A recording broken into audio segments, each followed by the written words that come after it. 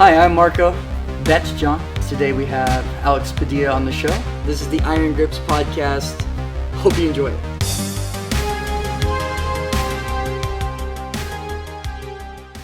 All right, so this is Alex Padilla, forensics supervisor and bona fide badass and BJJ purple belt. He's been a student of mine now for almost 2 years, right? Almost 2 years, a year and a half? About that, yeah. Yeah. And we're going to be interviewing him today about his experience both in law enforcement and on the mats, because he's been with a couple different teams and has a long history in jiu-jitsu, and just the mindset of training and how that relates into the rest of his life. Thank you for being here and on the podcast with me and Jon Bond. Thanks, Marco. Thanks, Wilson. And it's really awesome to have our students starting to come in and actually talk to us and diving into your lives and not just hearing from us talk on the mats all damn day. Sometimes I feel like we talk way too damn much. But one of the first things that I wanted to ask you was, number one, how long have you been in law enforcement? 34 years. Wow. Be 35 in May of next year. So I'm going to be 30 in December. That's really cool, man. Have you always been in this area, or have you been... I've only worked for one department my entire career. Nice. That's really cool. Wow. That's really cool. So 35 years. So you pretty much came out of college straight in. Was that like? Did you do anything prior to? I had a construction job. Right. And then, so now when I'm a supervisor, so I'm in charge of my unit, and I hire people. So when people get hired now, they do go through this huge process. It's all online. They have to check a lot of boxes before they get considered. Yeah. I rode my motorcycle I didn't have a first car. I had a first motorcycle. And I rode it, because there's no helmet law back then. I rode it with no helmet from my house in El Monte to Pasadena. I just outed myself. And Rode it to here. Rode it to here. And I filled out my application on a clipboard with a pencil. Yeah. And, that's how I threw my application. I'm sure they threw it in a stack. I remember I got a little card in the mail saying, "This is your test date." Yeah. I had a problem with my back. I have a birth defect in my back, and back then they used to take back x-rays. And so I remember they said that I failed my medical exam, but if I wanted to protest it, I could go to a doctor. And I remember I had to borrow like $100 from my dad to have this doctor write a letter. And he wrote a letter, and I got hired. Did it say that you were physically okay? It just said I had a defect in my back, and it shouldn't affect me. So it was a non-discrimination. I know. I mean, that leads, like, I wasn't going to ask this question so early, because one thing I was intrigued about with 35 years in there, and like my only experience of law enforcement is kind of on the wrong side, and I've got stories about how things were done 30 years ago, as opposed to now. So one of the questions I was going to ask is kind of how much has changed since, like you say, you were doing things back with pencils, maybe not even computers and all that sort of stuff. Right. To how everything is It now. was before computers. We used to handwrite our reports with pencils on paper, and that's how a majority of our reports were turned in. If you had a major report, you got to use a typewriter. Wow. I mean, I can remember, like, the scariest noise still to this date for me was being interviewed and them undoing the old school tape cassette. Remember that? What that was covered in? Yeah. Like that noise of the rustle of taking out and putting the tape in, knowing you're about to be interviewed, was like, I mean, I assume you don't use tapes like that nowadays. Yeah, no. We have interview rooms, and it's all like this stuff. It's all digital. It's all just It's all done. You just start It's all talking, digital, right? and because just that part for me, waiting, knowing you're about to start getting questioned, but they're messing around with the tape and the rustle. They put it in, they press play. You can even hear the play button. That's how they still interrogate people, because it makes them nervous. Exactly. So you're nervous before the thing starts. I mean, I should have been nervous, So that's a good thing. But I never forget that noise. You know that there's I know we might be getting a little off topic here. Yeah. But there's no topic. There's a really good study done, and it was entitled 12 Minutes, and I think it was done by an Ivy League school, and what they did was they got people that were of my generation and people of the younger generation, and they found that the anybody that's about 30 years or old or 30 years or younger, that if you put them in a room for 12 minutes, that they start going a little crazy. Psychosis starts setting in. Right. And you know what the reason is? Your cell phone. Yeah. So what do you do right now if you're waiting somewhere and you're bored? Yeah, straight away you put your phone You out, just, right? you do this, right? Yeah. You get on your phone. Yeah. Well, they found that the younger generation it's their pacifier. Yeah, yeah. Mm-hmm. So after about 12 minutes, they start going little batshit crazy. So in law enforcement, it's almost like an interrogation technique. You know, it's like you can, if you separate them and you just kind of leave them alone, you can actually see that they just start panicking. So usually what they do is they'll lie first, and then the truth starts coming out the longer they're separated from their pacifier, right? Wow. Yeah. That's so interesting. But it's and that goes with in any setting. But you know, it's just nowadays people are just so used to pacifying themselves. You know, and when you're a little bit older, you know, you give me 12 minutes alone, I'm like, oh, thank God, the quiet, the peace and quiet, and I know how to self-soothe. You know, I'm okay being alone with my thoughts. You know, but the new generation has never been alone with their thoughts. No, so then I must be an old spirit, because I could sit in a room for an hour and just be like totally chill with it. Yeah, no, I mean, there's places you go in now, like, and it's like, okay, turn your cell phone off. Yeah. Especially government buildings now. I mean, I've only done that a lot recently through visa situation stuff, but I'm not like dying to put it back on. I mean, I can sit there chilled for 20 minutes or an hour in the waiting room and be like, well, it is what it is. I'm just just got to wait. It doesn't bother me. It's also in your blood to like queue naturally and to wait naturally. True. Being British. True. Yeah, true. Yeah, I think we invented the queue. Yeah. But to get back to your question, like how much things have changed, it's the whole game has changed. I mean, the whole law enforcement game has changed. It's you know, and my specialty is crime scene investigation and you know, forensics and crime scene investigation.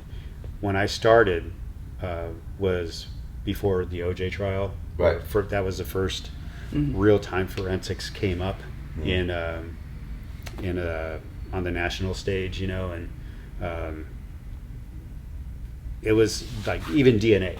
You know, DNA was something that we talked about, and it was like talking about men on Mars. You know, it was just like this very foreign concept. We knew what the potential was, but it was just a very complicated thing. Now it's just something that's very routine, and it's evolving. I mean, it's going to get to the point where I think, you know, that we'll be able to do on-site DNA analysis, stuff like that, which is absolutely crazy.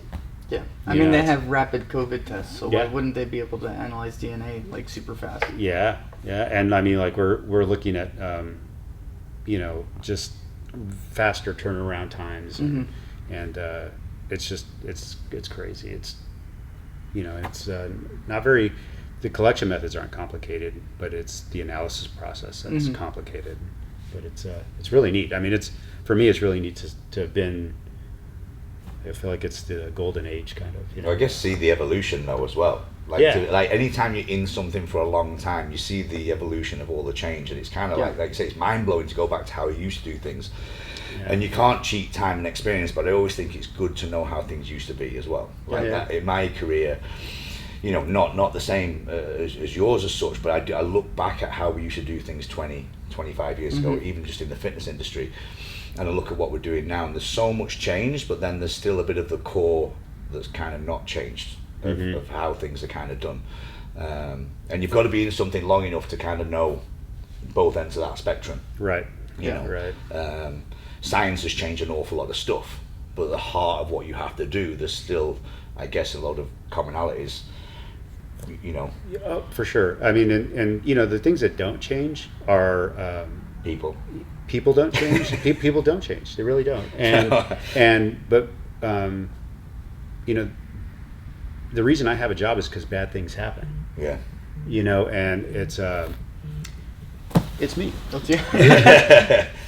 It's all good. And you know, bad things happen, and that's why I have a job. We never show up when things are going well for people.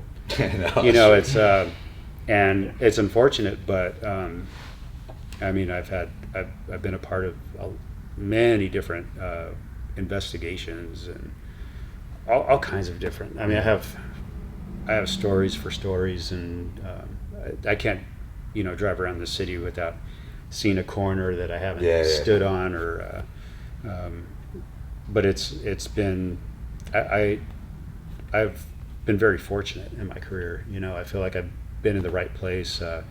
I've worked with really good people, and I've worked with some people who weren't so good.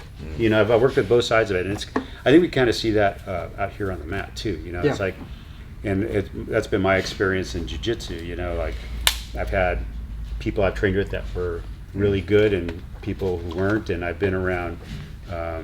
You know, in my professional life, I've been around people who I wanted to didn't want anything to do with, and I've had others that I wanted to emulate. So I've tried to take that into my experience as a leader at work, and I've been really fortunate. I've really had some really good mentors and some really good people that I've taken my leadership skills and try to just mirror them, and I've talked to them and try to see just see where their heads are at, and then, you know, how can I make things better. And when I got the opportunity to sit in the management chair, I ran with it. That's good. Do you find that frustrates you? You know, the I guess the misconception, like with the police, I feel that everything you've just described, you know, good and bad people, and you know, it's in every workforce. As you go, you'll have really, you know, great managers, leaders. You'll have some that are not so good. You'll have some that are just generally not that nicer people, but they still happen to have, you know, rose through the ranks, and then they instill that down through. I mean, it's in most. I feel it's in most areas of works and careers, but when it's the police, and especially like since I've been in the US over the last few years, it's so magnified. The negative seems to be so magnified. Like you all get grouped into the one. Right. And I know that's not true. You know, I have the utmost respect for the law. I have the utmost, you know, you spend training with all you guys and what, you know, I see you as just, don't take this the wrong way, I don't see you as just normal people. That's not right. I heavily appreciate what you guys do for the community and everything. But I also see you as normal people, which is what's the beauty of the map, right? I see you as a human being that, you know, is like everybody else when it comes to, you have more crucial decisions to make, don't get me wrong, but does it frustrate you sometimes that? I mean, I know it's a you know, tough topic, but I feel on the outside there's a lot of, in the media, one bad thing happens and that's like everybody. I can speak for my slice of the, I'll speak for my slice of the pie, my slice of the department, which is the investigative side of things. I like it because I'm a little bit nerdy in this respect, because it's science based, right? And science does not lie.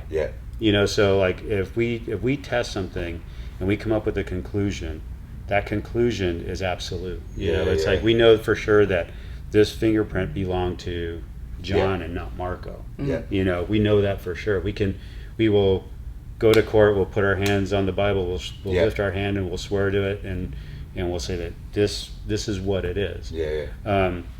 I think that approach with the public, even people that don't like us, it works. Because they know that we are that there's a true conclusion there. Where that gets screwed up, and you know, law enforcement is like any other business. There's always going to be that one idiot that screws things up. So there's going to be somebody that maybe, and it's happened in all aspects of not only law enforcement but other it happens in all sorts. That's kind of where I was going with it. But the problem is the media don't jump on it. You know, it happens in every workforce. And with law enforcement, right, especially right now, it's magnified. And I think the only thing that we can do, and the only thing I can do, and I look at it from a very personal aspect because I'm definitely in that pool, is just to have integrity every day. You know, and across my career, I can, you know, I've talked about this with my people before. Like, there's been times where I have found that one piece of evidence that makes a case, and there's that really magical moment where you're the only person there that knows, and you're like going, oh, this is the thing we've been looking for, we got it, this is it, and it's the one thing that pulled it all together.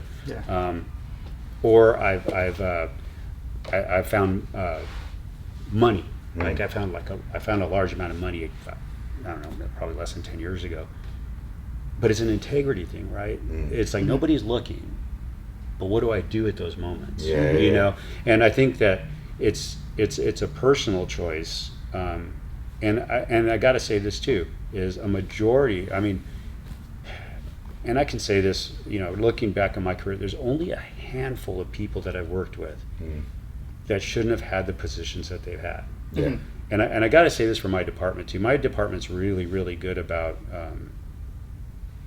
hiring people. We hire people. We have always hired good people for the most part, you know, and you know, unfortunately, I think some other departments have struggled in that respect. Our department's done really well, and there's just that human factor that it doesn't take.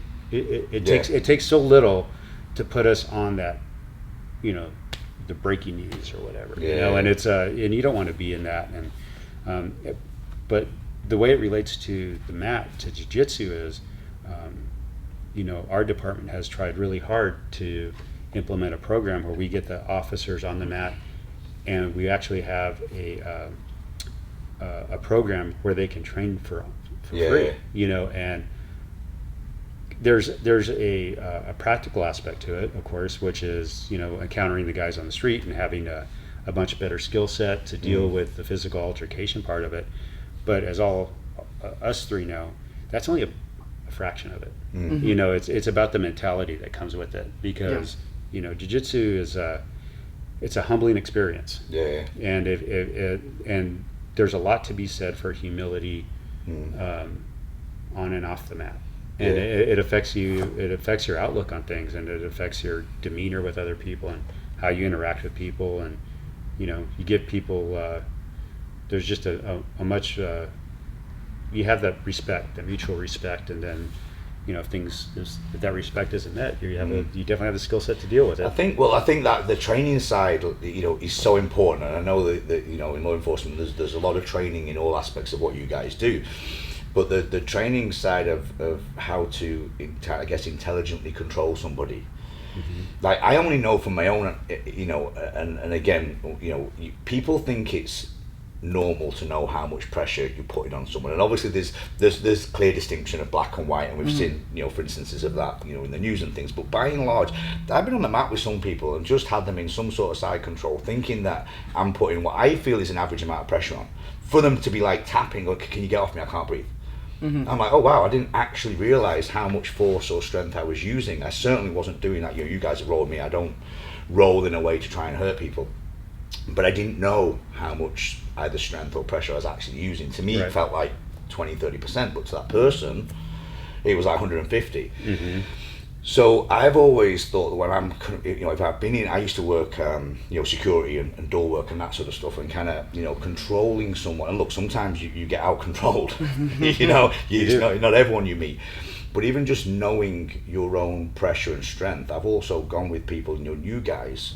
I've got a friend of mine that I roll with, and he's like just ridiculously old school man strength. He's like 50 odd years old, ex-wrestler, ex-boxer, not got maybe the greatest jiu-jitsu, but man, when he grabs hold of you, or if he just snaps your neck down, like, you know, warming up, he broke my neck, but he doesn't know. He doesn't know how much he's using. And I think that part of being physical and coming in here and you doing what you guys do, at least gives you that. Like, if I was to ever give any exception for what you might call excessive force, it's like, okay, sometimes does someone even know they're using excessive force?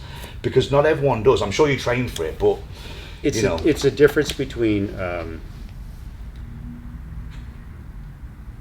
you're good. It's to me, it's a difference between you know, setting the clock and rolling on the mat. Okay, so we all know what we're in for at that point, right? You know, you kind of know what you're in for. But it's much different on the street when someone, you know, out of the blue just wants to confront you. So then the adrenaline level goes up. And then, you know, you have to throw into that mix people that don't train, you know, or don't train enough. And, you know, like there's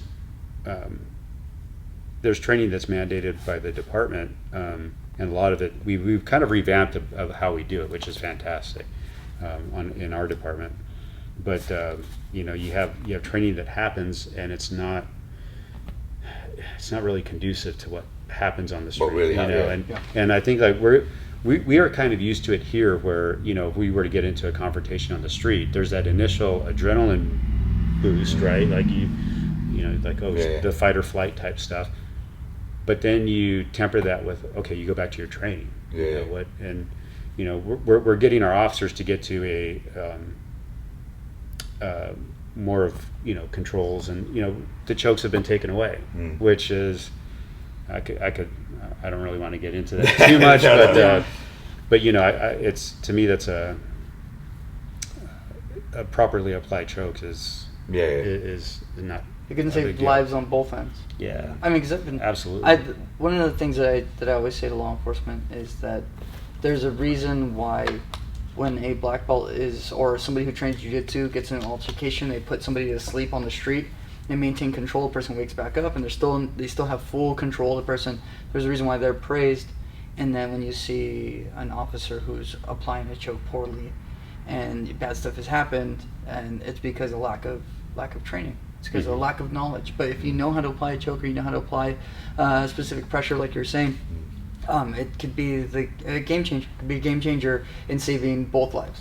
Right. I've been choked to sleep, probably hundreds of times on these mats. And I've probably put, I don't know, hundreds of people to sleep. So. Oh, and like you say, everyone, all these people, all the same people that are kind of up in arms about it, someone being put to sleep or whatever, are also the same people most likely watching UFC every weekend, and you see it every weekend. So it's like, I wouldn't say, it's less dangerous than being knocked out. Yeah. Right? Yeah. Uh-huh. But like you say, it's got to be done properly. But no one bats an eyelid at someone goes to sleep in the cage, wakes up, and they're fine. Mm-hmm. And just, I know if someone's asleep, they probably can't hurt me. So And it's quite simple. I think it's also really bad because, them. What are the officers going to be forced to go to? Yeah. And that's strikes. Strikes or lethal force. And to me that, that's just as it looks just as bad. And it's it's worse. But it's unfortunately we live in an age and a time where, public opinion is kind of tempered by not necessarily in line with facts, and it's just kind of a lack of knowledge too. Oh, absolutely. I mean, the amount of people that have come to me, the self-defense. So the self-defense side of things is what you're saying. If certain things are taken out, you're gonna end up you're only left with being able to strike or whatever. And there's definitely a time in certain situations where you may have to fight back. But generally, the number one rule is to try and control the situation, right, and control the person. Right. Self-defense has this thing. I find this thing. I struggle with self-defense as a concept sometimes in general, because, like you just said earlier, like even training it in reality, so even some of the strikes they tell you to do and stuff, you can't train that properly. Otherwise, you're gonna hurt people.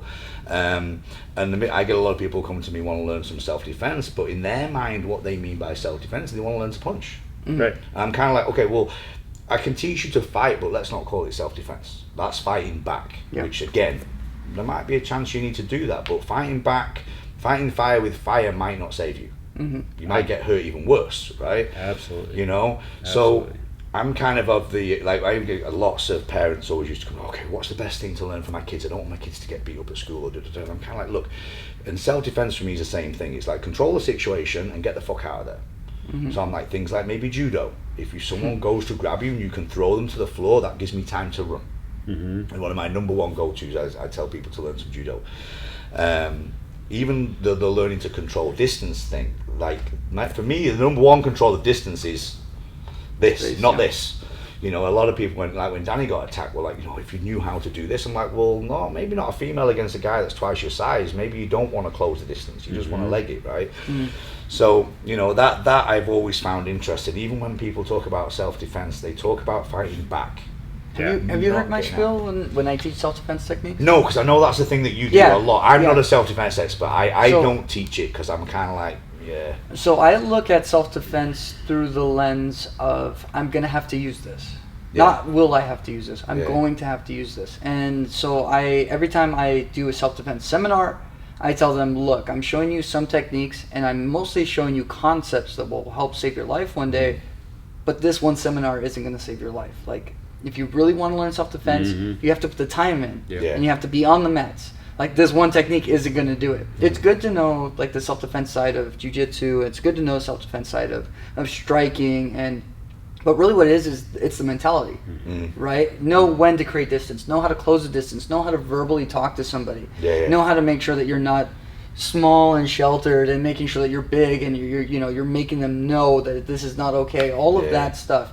And know when to go to the force multipliers if you have them. When to know to or to see the signs of a self-defense situation starting. There's been times when my wife and I walk into a restaurant, especially after we'd played gigs because we were in a band together, walk into like the taco spot at night in East LA, and I'd be like, no, let's get out. Like no, awareness and confidence, I think, are the two things you've got to build.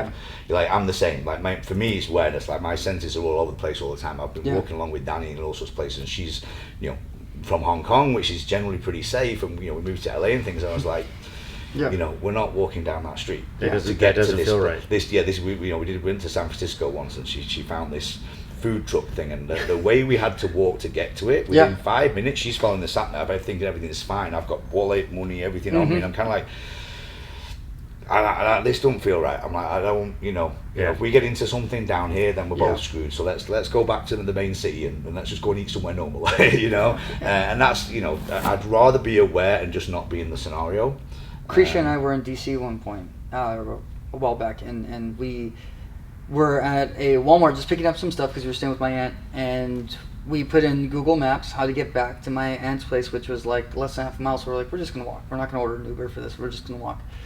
The Google Maps had us go through this alleyway in DC, and DC's rough now. We went through this alleyway, and there's a few people sitting on the footsteps of this huge apartment complex.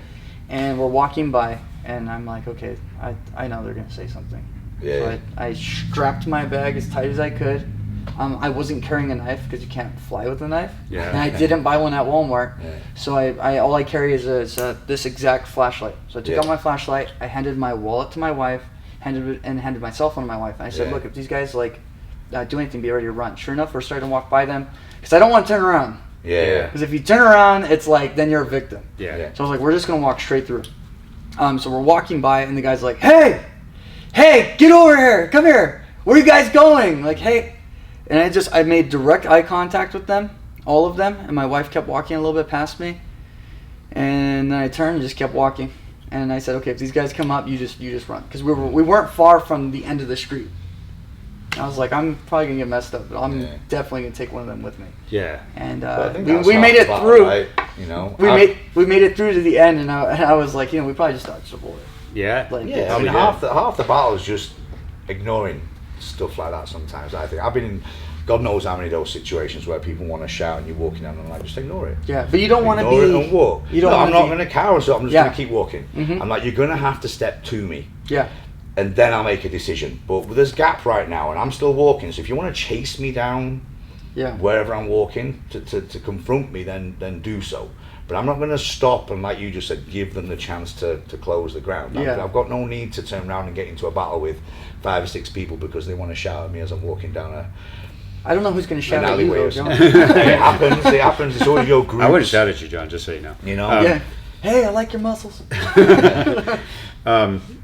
I think you brought something up that was worth bringing up again. Is you put the word self-defense and fight in the same sentence, right? A lot of people don't. It's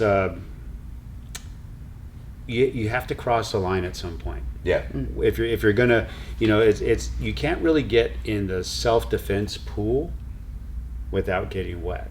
And we live in a society where we don't want things to hurt. We don't want things to feel bad. We don't want to, and I think this is a whole other subject about, why a lot of people quit jiu-jitsu. But when you're training somebody for self-defense, or however you want to term it, at some point you're going to have to feel a little discomfort. You're going to have to feel uncomfortable. It's like your first jiu-jitsu class where you got a guy that's half your weight and just you just feel like you're drowning out there. A lot of people don't want to feel that. They want like Marco said, they want that one technique. Yeah. They want that. They want that one magic punch thing, and it just doesn't happen. No, I think you're absolutely right. I mean, the amount of times when I teach people to box, the starting point is always the pad work, the movement, and I won't spar with the client unless they want me to, but over time I do encourage them to start to spar a little bit. And the amount of times you get people, and again, what you never want to give someone is false confidence. I think that's worse than anything to a certain degree. And people get that, hitting pads, go something. The amount of times you go, okay, we're gonna light spar a little bit, and I'll go to throw my first punch nice and light, and you just see eyes close, arms go up, and it's like this. They're like, we have not practiced that defense once, right? Yeah. I've been doing the pads with you for 6 months, and not once is closing your eyes and flailing your arms everywhere a correct defense, but that's the reaction to, and it was not even a real punch coming at you. So, like you said, the confidence to first of all keep distance, but also if something does come your way, your initial reaction is not to flinch as such, is to smartly try and avoid and get out of the way or whatever it might be, because the minute you flinch, that's when you're in trouble, right? I think it's really important, especially for like people in law enforcement, and I don't want this to sound too harsh, it's important to get socked in the face every now and again. It's important. It's important to get that. We get a little bit of it out here. We get that physical contact. You get that physical, and it's not light.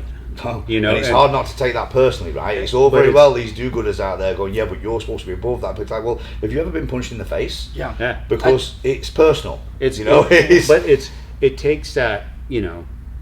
If someone hasn't been hit in the face in a long time, even if they're wearing a uniform, and you hit them, there's always that look on their face like, oh shit, I just got hit. I still spar for that reason, to a certain degree. I still box and spar, and I like sparring, and I don't like getting hit in the head. It's not enjoyable, but there's just still the element of I want to maintain as much sharpness as I kind of can at my age, so that if it happens, if you punch me, you're going to make a mistake, and at least I'm not like in shock. I've been hit recently, or I'm going to be asleep. One of the two. It's important. It really is. I always get the what if question when I teach seminars, and one of the big what if questions is like, well, what if you don't see it coming? I'm like, then I'm going to get hit, and they better hope they put me to sleep or knock me out, because if they don't, I'm right back in the fight.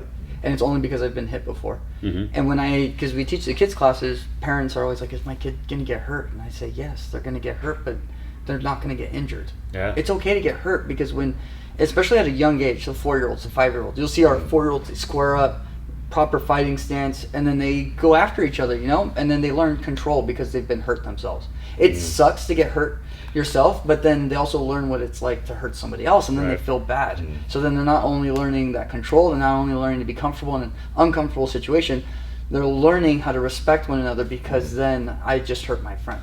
And that's where self-defense actually begins as a young kid, because you learn how to fight, and then you'll be calmer if you're ever put in a situation like that. Well, I learned, like, this is and I've never told, like, a good friend of mine called Scott Tudopel, I'm going to name drop him, see if he watches this, I'll tell him that I mentioned it, because I've never told him this story before. And I used to box as an amateur in school and stuff, so I boxed and I sparred a bit, but I totally saw it as a sport. I didn't like street fighting. Street fighting wasn't really my thing. I saw that as totally different. And I remember when I really realized it was different, was and I knew of Scott. Scott went to a different school than me. He was one of the hardest guys in one of the schools, and so I knew he got a reputation. And we were all hanging out around town separately, but it was like we were kids, like chasing the same bunch of girls, basically. And one day or one night, his sort of group of lads and my group of lads, they came after us, and we knew, we were like, these guys are going to kick our ass, so we legged it. And our choice of place to leg it into, for some reason, was McDonald's. Don't know why I ran into McDonald's thinking nothing will happen. Anyway, they run into McDonald's behind us, confront us, and obviously, like, it's usually the two biggest lads, right? So Scott goes straight for me, face to face, and we didn't really know each other at that point in time. Anyway, he punches me in the face, and I literally froze. No matter how much boxing training I froze. I didn't move. Which made him also go, okay, didn't move. And then it just de-escalated. I didn't punch back, and he didn't punch again, and it just sort of because he didn't knock you out either. No, So it's like, wait a minute. but it was surreal because I walked off going, all that fucking training. First of all, I didn't move my head. Yeah. I didn't get out of the way. I just took the punch and Yeah. stood there. This is not boxing, right? When I'm boxing, I'm in the ring. I've got time. I've got space. A bell goes. I've got rules, right? Yeah. And it made me realize that, fighting's fighting, but I was only young. But sport and fighting, and street fighting is also two very different mentalities. Right. Unless you have, like what Chris Howard was going about, think street and all this sort of stuff. Yeah. But I didn't really do that. Obviously, I got into fights at school and whatnot, but I've always, and still do. I see fighting as a sport. To me, it's a sport. It's not something I take outside of the four walls.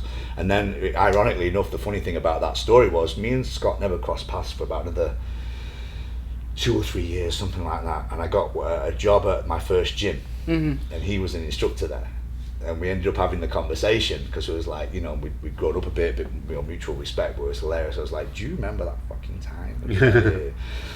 But I never told him the rest of it. I never got into the detail of that. Was the one time that I was like, actually, I completely fucking froze, and I had no reaction. And it took me back into the gym to go, okay, I need to think about these things differently because I can't have all this fucking training and then have that happen in the street. Yeah. Because what's the point? But it also led me to go, look, my mindset is avoid and be aware and get out of the situation. I bet Scott's telling this story right now to somebody else. He's like, man, there was this one time I punched this guy. He was like a stone wall. He didn't didn't move at all. He's like, I give him everything I had. He's probably completely forgot, but he's got a successful MMA school. He runs jiu-jitsu, self-defense, does a load of good stuff for kids and stuff. Back in Blackpool, back in my hometown, he never Dojo left. Storm.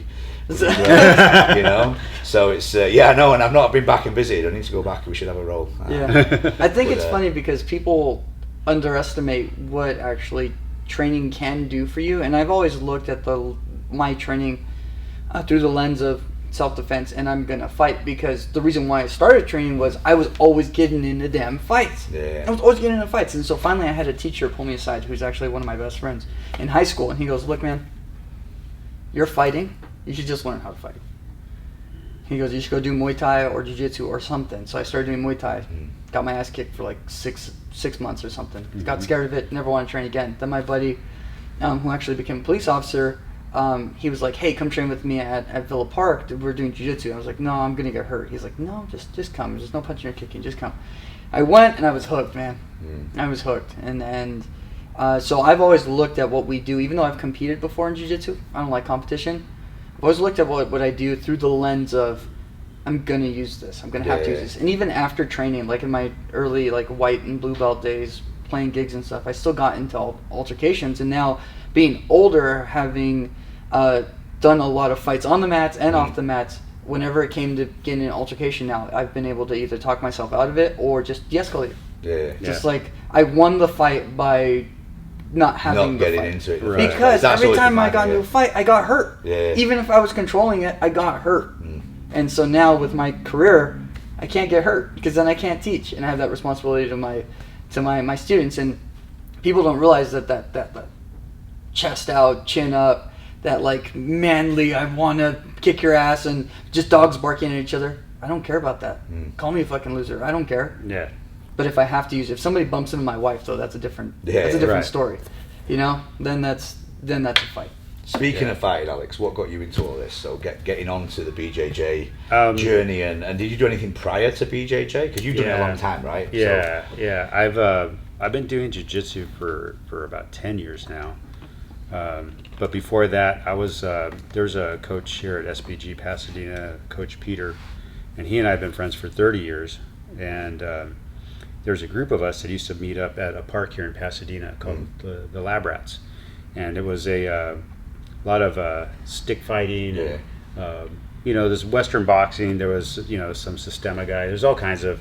It's a potluck of different martial artists that would show up there, and it was really good for me because I had done a little bit of Western boxing when I was younger, and then I met Peter, and he told me about the group, and then I'd show up, and there's just some really good guys there that were, and I'm talking, like I said, stick fighting and all that stuff. And I really enjoyed the stick fighting. Peter and I really got into that. So for people that are going to watch the podcast and don't know, Peter's Croatian guy he's gigantic. He's a big guy, and he's one of my best friends. And he's the most unassuming guy you'll ever meet, but he's an ass kicker. Yeah. And I've he and I have sparred in his garage, and it's the real deal, man. And it's he's taught me some. Peter is really good about researching. Like if he'll hear about something and he'll hear about different concepts, and he likes pressure testing them, as he says. Yeah. And then he'd pass that knowledge on to. I was one of the lucky few that learned a lot from him. But while I was at the park, there was when my friend Omar said, "Hey, we do a jiu-jitsu thing after this in my garage at home in Temple City." And there was a guy there that knew a little bit about jiu-jitsu, and we all pitched in and bought some mats and lined up the garage, and that was my introduction to jiu-jitsu. And then I was living in Claremont with my ex-wife at the time, and I had heard about a jiu-jitsu school that was fairly close to my house. And this story is not bullshit, but my second jiu-jitsu class was taught by, first of all, Lucas Leitch was my first coach. Yeah. And my second real jiu-jitsu class was taught by Lucas Leitch and Marcus Buchecha. And I didn't, Marcus was fresh from Brazil, walked into the gym, could barely speak any English.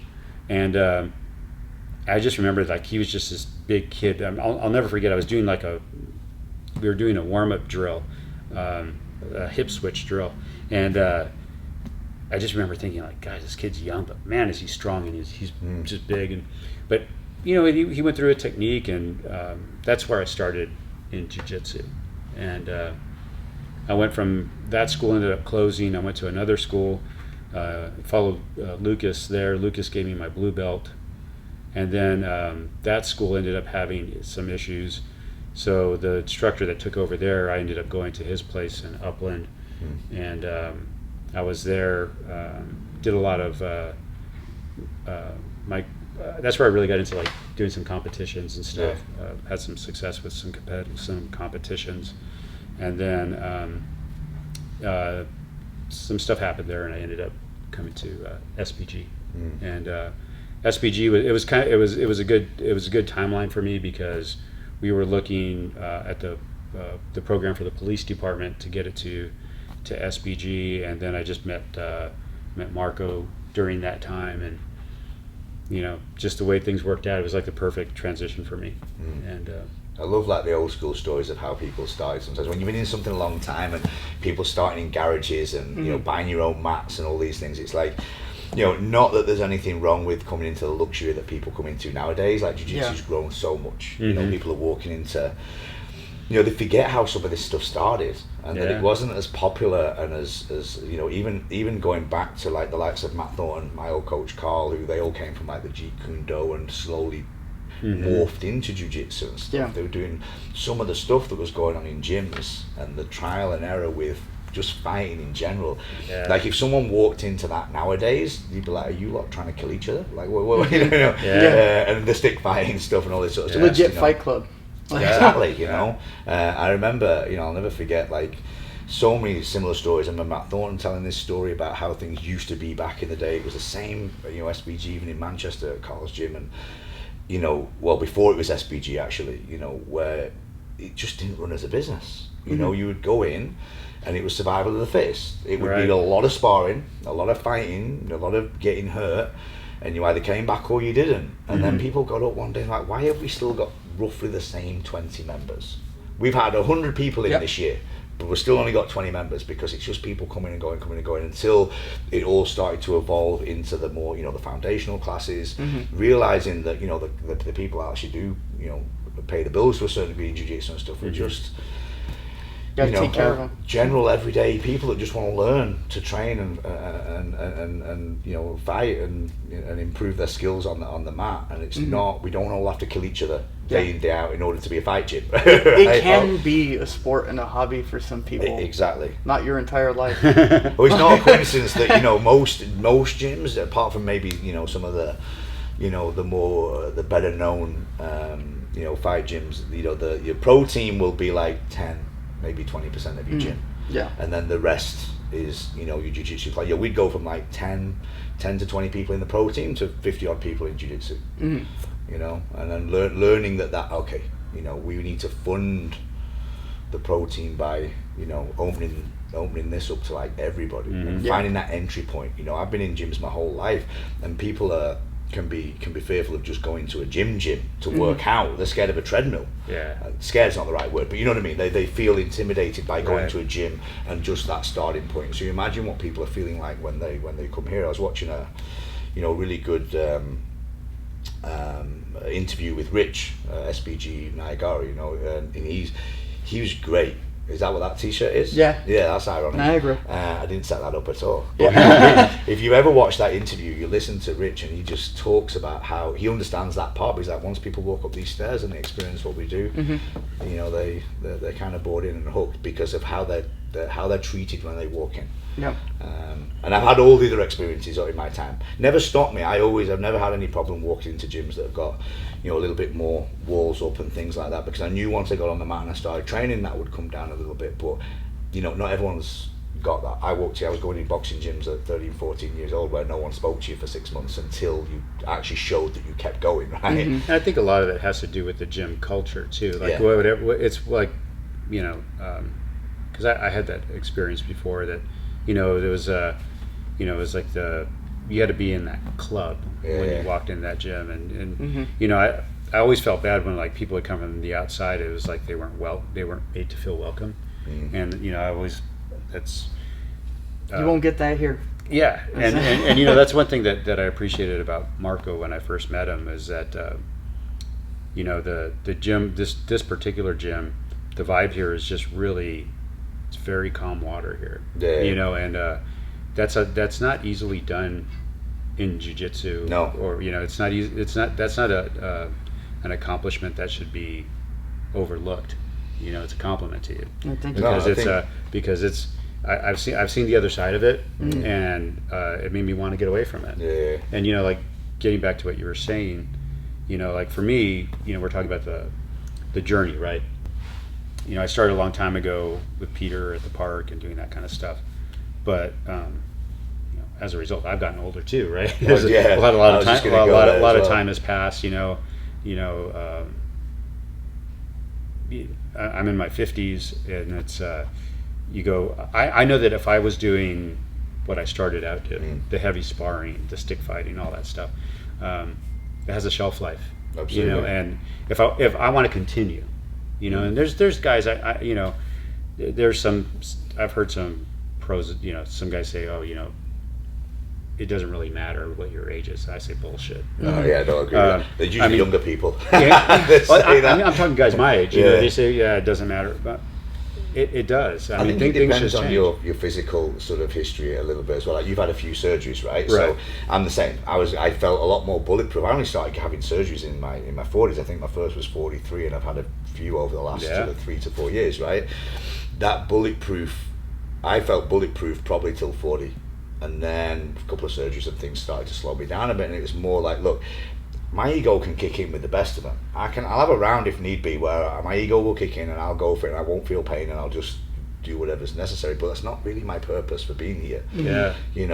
I like to know I still can if need be, but again, what you won't see if I ever have a day like that is the 20-minute drive home, the struggle to get out of the car, and the lying on the couch the next few hours going, oh my God, I've literally just wrecked my day because I wanted to go at it for 3-4 rounds. I want to know I still can, but at the same time, that's not my main purpose. I like, me and you, Ro, we talk about it a lot. I like the technical aspect of figuring out what you're doing. I know if we can do this slowly, we can both do it 100 mile an hour if we need to. It's not a problem, but I don't need to know that I can all the time, and I want to leave without feeling broken every single time I train.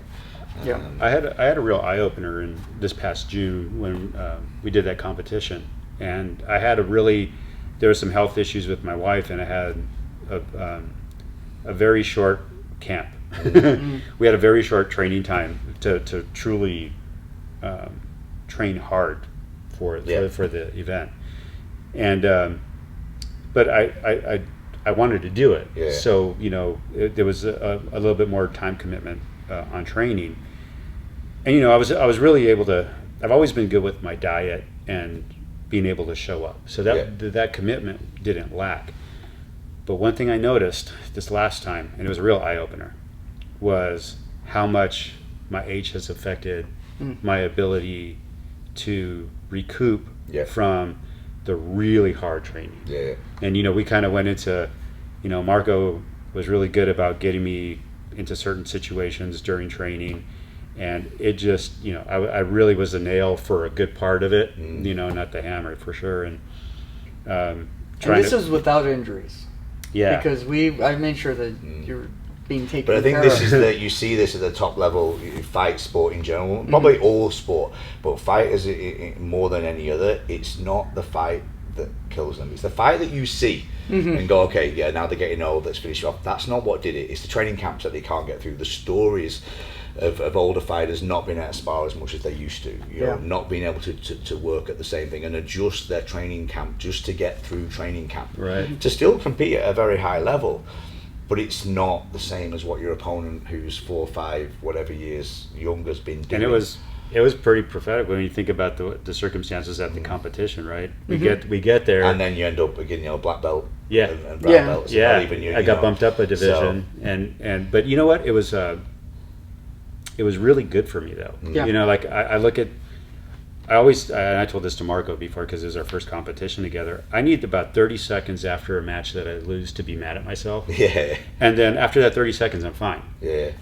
And I really learned a lot from this competition. And what I took away the most from it was I didn't feel out-techniqued in any point. I felt out-timed. Yeah. And maybe a little bit under-trained too, just because of the circumstances going into it. It was a really short camp. Yeah. Well, that's the difference between training and competing. Like I say that to a lot of people, it's the speed. Yeah. Well, you're used to kind of on the mat, and sometimes you're falling into a role, still talking, and then all of a sudden it starts to get a bit more serious. Whereas as soon as you bump fists, it's go time. And I think the speed of the takedown and that adrenaline rush and that stuff can have you in trouble quite quickly. And before you know it, you're in situations you wouldn't have necessarily been in, and you feel that if you step behind, I've been there loads. Yeah. That feeling, that step behind, playing catch up is a killer, right? And I, like you say, I won't always put that down to technique. I put down that like speed, sharpness, and just being on. Yeah. And have you prepared for that? But I mean, it's still a great experience. Yeah. And I think, I don't know if I'll be competing much more going forward, just because I want to make this last as long as I can, and I have to watch. I'm at the point where, they told me that they couldn't repair my right knee again without, a knee replacement. I say bullshit. I think that they can probably do it. They just don't want to. So, but so I kind of watch I watch myself on the mat, and I have a few other lingering things, but overall, like I just want to stay vital out there. I just want to be But I think you get more from being on the mat than just the rolling. Yeah. There's days, and we've both spoke about this recently, with how busy I am at the moment and the traveling here and things like that. When obviously I want to roll, but that's not all I get from coming. So I get a bit with the social side, the seeing everybody, and even when I'm not in a talkative mood and I just want to come in, get on the mat, roll a bit. There's just still something more I get from actually doing it. So I need to be able to get on the mat, roll, and it's not just about the training as such. I think it's that you don't want to lose. If you get to a point, because I can't watch and I can't be around, I'm terrible. If I'm injured, I can't come and just sit and watch and pick up techniques. I mean, I force Danny to do it because I actually know how good it is. Yeah. But if it was me, you wouldn't have seen me for until I could train again. Yeah. And then I'm frustrated. Because I'm just missing that bit of time. I have that minimum that I need. Like if I don't get in here once or twice a week, I'm frustrated. I was telling you earlier, I missed about 10 days of not just this and boxing, and I was climbing the walls. But I was so fucking excited to be back. I felt like a kid. Yeah. And that's when I'm going, okay, there's not much at our age that makes you feel like a kid. Right. So when you miss something and you get that bouncing off the walls feeling when you come back, okay, this is important in my life. I don't want to lose this. I think in my one of my previous my experience before coming here to SPG, I had kind of lost. I lost a little bit of the love of it. Yeah. You know, like I was, it had become like a little bit of a chore. Yeah. And that's one thing I really got back recently, and it's it's just been it's nice to love the training environment again. It's like and you know, like we're pretty fortunate here because, you know, all of us, you know, are in a place where we could train as much as we want if we really want to, you know, and we have spouses that like the fact that we train, you know, that you know, and there's not much holding us back, you know, and it's good to be in love with jiu-jitsu. I mean, that's a good lesson as well, what you just said there, like trying to work because lots of things that you love doing can become like a chore, right?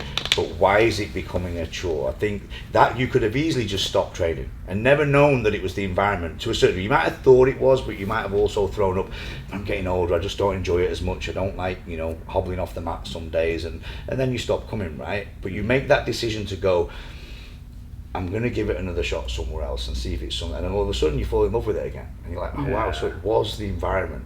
And there's a lot of things in life that I think relate to that. The environment brings us down, whether it be a job, whether it be a partner, you know, whatever. There's a lot of things where you go, I'm just not going to do this again.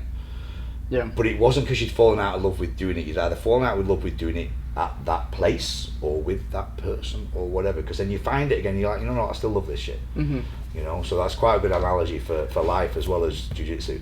Well, plus, you know, I kind of got to a point too where I was like, you know, I'm too old to take into account everybody's feelings and, you know, all that kind of stuff all the time. It's like I knew that. So what a feeling. So jiu-jitsu for me is my, you know, it's about the team and about this environment, but in the, you know, the person that walks through the door and puts in the effort is me. You know, and I can choose who I want in my life, and I wasn't getting the. You know, there was some. It wasn't no longer a positive experience, and I had, you know, fantastic training partners, and you know, that I'm still friends with today, but there was just certain parts of it that weren't working for me anymore, and it's like I'm like, man, I'm too old to. I don't know anybody else an explanation for why I want to do what I want to do and where I want to do it. And so. I was on a journey to find a place that was going to work for me, and I thought, okay, maybe I'll come to SBG and this will be the police department place where we train, but maybe not the place that I end up being full time, and it ended up being both all in one. So it was a fantastic find for me. You know, plus I knew I was probably going to be in the right place because Peter was here. You know, we've been, you know. No, I mean, having you guys, I don't know how many police come here now, it's a lot, right? Yeah. But it's so cool because even when we come to the police class on a Wednesday, I don't really see it as a police class. It doesn't enter my head that, like, there's a couple of us that are not. We just come to roll. But I also thank you guys, like, it's not my gym, and I know Marcus 100%, you know, appreciates the support that you guys have put in as a group to keep the gym going, and especially through, you know, COVID when we're sort of officially closed, but we're still having certain classes. That allowed me to carry on training. So I massively appreciate that because Mark's like, well, you can come in and be a body, and we have a few. So like that allowed me to carry on training. So from a purely selfish point of view, I was like, this is great. Thanks that you guys come in. But you know, the fact that it's just blended into this one thing, over it feeling like this is what the police do and this is what we do, and then it's just this joint thing. It's great. I mean, apart from, you know, the odd gun and the walkie-talkie thing going off. Again, I wouldn't know you guys were really, you know, in here in police, right? And I think that's how a gym kind of should be. Once you kind of walk in, everyone's just, doesn't matter what you do for a living to a certain degree, and what you are, or any of that sort of stuff. Everyone just blends onto the mat and trains, right? For me, it's been satisfying on so many different levels, because I've been trying for years to get my friends and people I know at the police department to come train. And then I see guys, there's one guy in particular, Vic and Chuck. Vic and Chuck are two great guys.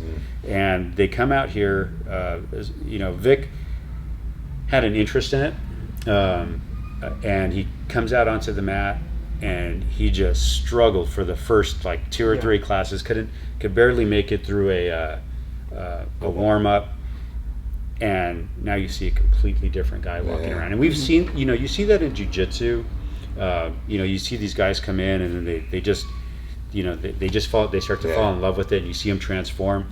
And I get to see that not only in the jiu-jitsu setting, but in my professional life. And it's really inspiring. Oh, absolutely. I mean, just the habit, like you say, Chuck being another one, right? Like, he's been hobbling around on one leg for the last however many months. But as soon as he could get back in and get moving again. Right after his knee surgery. Yeah, I was speaking to him the other day, and he's starting to move well again. And not normal, he's got a long way to go. But it's so good to see him jogging around the mat again all of a sudden. After having watched him like hobble and do his thing to keep going. But, I remember... I've just started at roughly the time you came here. We were back when it was just like, John and a few of us rolling here, and I think that's you just started coming to those sessions. And I just started. So to see it start with, like, I feel the police thing started with you. I don't know if it did, but I think it did. Me and Roger. And then it just to see another person turn up and another person turn up, and like I say, now I can't split the group to a certain degree. I don't know who is and who isn't. There's that many, but just to see more and more people get into it and stick at it. It's really cool. Yeah. And we have a lot, there's some of the new guys that are coming too, and that's, those are they're all starting to get good. Yeah, I know, man. It's like...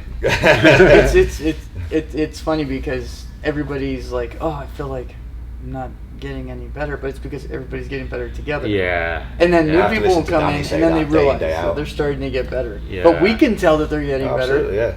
It's like teaching a dog to bite, and then suddenly it bites you back. Yeah. I had that conversation on the mat with one of our white belts recently, Alex, and Alex said, he goes, I really feel like I'm wasting your time when I roll with you. And I said, Alex, I go, first of all, shut up, and I go, second of all, you don't realize how much better you've gotten. You're getting, And I said, when I used to roll with you, it was all elbows and knees, and just this spazzy kid on the mat. And I said, now, like, you don't realize it, but you're starting to chain techniques together. And and I see that, we see that with everybody, and it's we're just all having a good time. It's a good time here. Real fast before we finish up, because this is going to be our closing topic. So all the TV shows, CSI TV shows, when you walk onto a crime scene, is there like theme music? Is there? Are you the rock star of the department? It's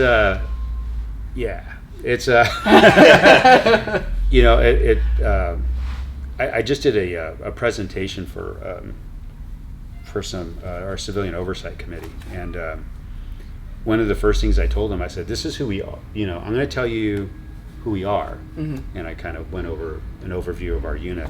So now I'm going to tell you who we aren't. And I put up a picture of, on our PowerPoint, which one of my girls helped me with, was a slide of the CSI, the TV show. Right? And it's just not that, what we do is people always go like, why is the police department out there so long? It's because of my people.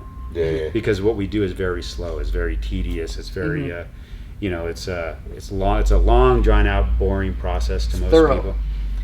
That's it. Yeah, we don't get a second chance. So we have to be very thorough. We have to make sure that we collect everything on the first shot. And it's but we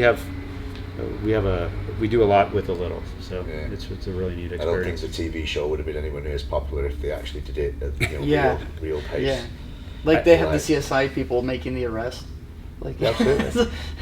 I've only seen I've seen snippets of the shows, and I remember I watched. Probably best that you don't watch it. I remember I was on a vacation somewhere, and I turned on the television, and it ended up being like the CSI show, and it was it showed them doing an autopsy, and they poured this gel into what was a knife wound that comes out with the perfect like it looked like a knife. So and I'm like, that's not how it works? That's not how it works. That's not how it happens. And I was like, I'm never watching this crap again. It's part of you, like, I'm sure it already starts to kind of heal itself up very quickly. It's so bizarre. Well, thank you for answering my stupid questions. But it's been a cool 30-something years, man. I wish I could do it. I would do it all over again, but I want to move on to some things in retirement, Yeah. and teaching's one of them. And training more. Yeah. You know, I love training. I love teaching. I like, you know, a lot of, you know, as you do jiu-jitsu longer, and it kind of relates to my career a lot. You know, I have 30-something years of experience, and for me to just retire and ride off into the sunset would be kind of a waste. Yeah, you know, yeah. I want to. I have a group of younger people that work for me now. It's really cool to watch them grow. It's really cool to watch them have different experiences. I like to share my experiences with them. I've trained some of them, and they're all growing from that. And the same goes for jiu-jitsu. You know, it's like I've had really good experiences on the mat. I've had bad experiences, and I think both of them mold you into knowing who you want to be as you go forward. I think 35 years in anything, like you pretty much spent your life in it, and then spent your life teaching others. I don't think you turn that off. Retirement doesn't switch off that Right. switch, right? Yeah. I mean, Marco, we're talking about it with, you know, same thing with coaching and stuff like that. I absolutely want to retire one day, but I will never retire from, like, I guess, leading, coaching, managing, helping people if they need me for that, or if they ask me about that, because I can't switch that off. I can't all of a sudden just be like, well, I'm not on the clock. I talk to my coaches about it all the time. I'm like, I'm never on or off the clock, really. There's a time I've got to be there specifically to teach and coach things, but at the end of the day, if you grab me or ask me something, I'm on again. Yeah. Because it's just what I do. I like talking about this stuff. I enjoy, you know, giving the benefit of my experience, which is sometimes good, sometimes not so good. It just depends on what the person wants to hear. But and I'm not always right, but it's there. This is my experience. This is what I've done, and if this helps you guys, I think I was taught, you know, at a fairly young age that, you know, we're put here to help each generation behind us hopefully make less mistakes and do the things we've done better than we did it, right? Agreed. Yeah. Whether we achieve that or not, I don't know. But that's, you know, I don't look at my journey and go, okay, it took me this long, so it take you this long. If it took me this long, hopefully it takes you half that time. If you listen, you know. Well, thank you, Alex, for coming out. Hope you guys enjoyed that. Yeah, it was awesome. Yeah, it was a lot of fun, and we're going to be getting more of our students and friends in here to talk about different topics. We've never done a podcast before, run a podcast before. I've been on different podcasts, but it's been a lot of fun, and I hope you had a good time. And, I did. And thank you guys for watching and listening. Thank you, man. Thanks, brother. All right. Awesome, Alex. Thank you very much. Let's do the intro. Leave me hanging. This is going to take a good edit.